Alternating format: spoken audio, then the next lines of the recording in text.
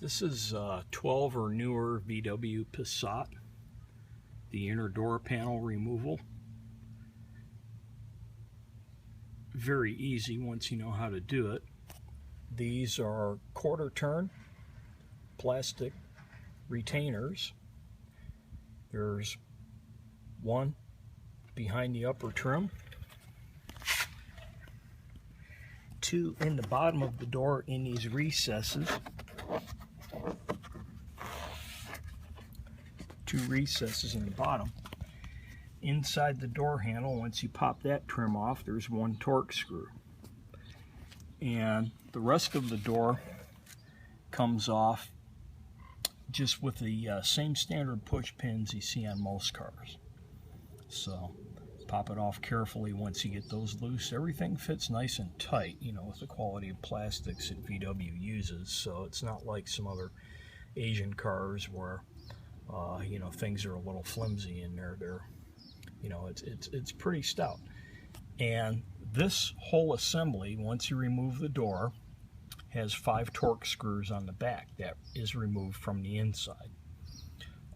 And then all the various connectors unplug, you know, one here for the indicator light, one here for this light down here.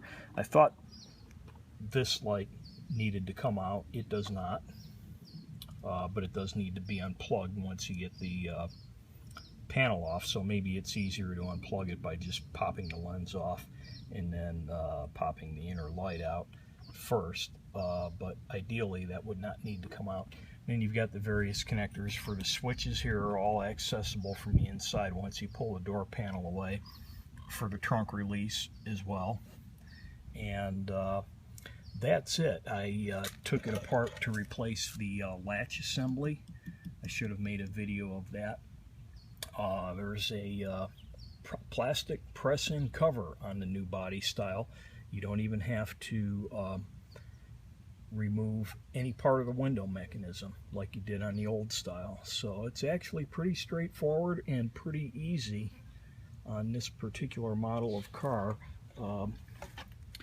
These things do fail just like they did on the old style. So it's all one assembly. The latch and unlock solenoid and all that is all one assembly on these cars. So anyway, hope that helps anybody that wants to take this on by themselves. And also one final thing that I had to explore quite a bit since I didn't know how it came apart. This trim starts to pop off from the left side of the door. It has 2 retaining pins here on the right that go in. You don't want to break that, so when you remove that, you very carefully lift it off from the left side. But it can be deceiving. Like I said, you know, everything on the VW fits and snaps together real tight comparatively, so you know, you're not really sure if you don't know which end to pry on, but just make sure that lifts off on the left side. And with this, I got it to pop off with a very thin knife without marring anything. This panel here, it's the same thing, snap on, but you know, fits sort of tight, fits nice in there. So anyway, hope that helps.